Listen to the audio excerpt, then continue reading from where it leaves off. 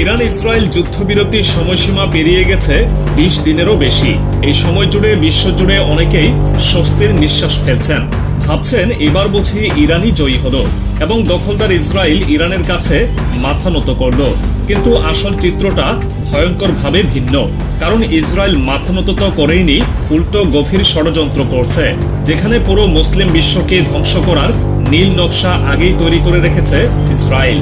তারা সাময়িক শান্তির ছায়ায় দাঁড়িয়ে ধীরে ধীরে এগিয়ে আসছে সেই লক্ষ্য পানে, যেখানে সৌদি আরব এবং পবিত্র মক্কা মদিনাও আর নিরাপদ নয়।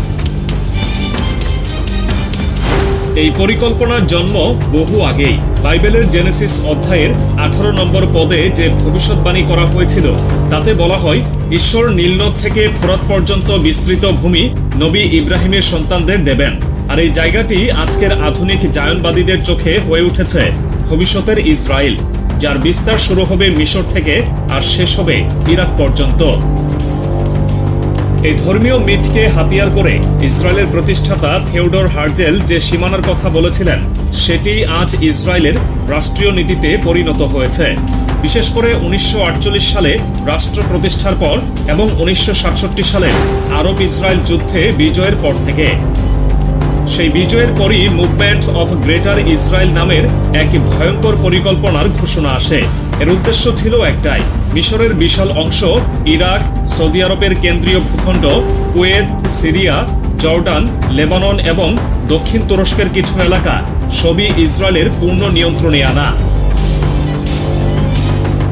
এই ষড়যন্ত্রের নেপথ্য কারিগর ছিলেন ইহুদি সন্ত্রাসী সংস্থা ইরগুনের নেতা এবং পরবর্তীতে লিকুদ পার্টির প্রতিষ্ঠাতা মেনাহেম বেগিন। তার নেতৃত্বে 1967 সালে আনুষ্ঠানিকভাবে যাত্রা শুরু করে এই প্রকল্প। এরপর একে একে চলতে থাকে পরিকল্পনার বাস্তবায়ন। 2023 সালে ইসরায়েলের অর্থমন্ত্রী বেজালেল স্মোট্রিচ একটি সভায় যে মানচিত্র সামনে তুলে ধরেন তা ছিল গা শিউরে ওঠার মতো। সেই মানচিত্রে দেখা যায় মক্কা ও মদিনাও এই গ্রেটার ইসরায়েলের অন্তর্ভুক্ত। অর্থাৎ পবিত্র ইসলামী স্থানগুলো দখলের আকাঙ্ক্ষা তারা আর লুকায় না। 2024 সালের জানুয়ারিতে ইসরায়েলি রাজনীতিবিদ আভি লিপকিন এক পডকাস্টে স্পষ্ট বলেন, ইসরায়েল একদিন মক্কা ও মদিনা দখল করবে।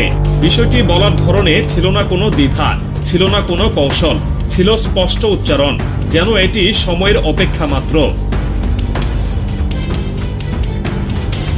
এই সময় থেকেই জায়নবাদীরা বাস্তব পরিকল্পনায় নামতে শুরু করে। 1982 সালে ইসরায়েলের প্রধানমন্ত্রী এরিয়েল শ্যারনের ঘনিষ্ঠ উপদেষ্টা ওদেদ ইনন এক ভয়ানক নথি প্রকাশ করেন, যেটি আজ ইতিহাসে ইনন প্ল্যান নামে পরিচিত।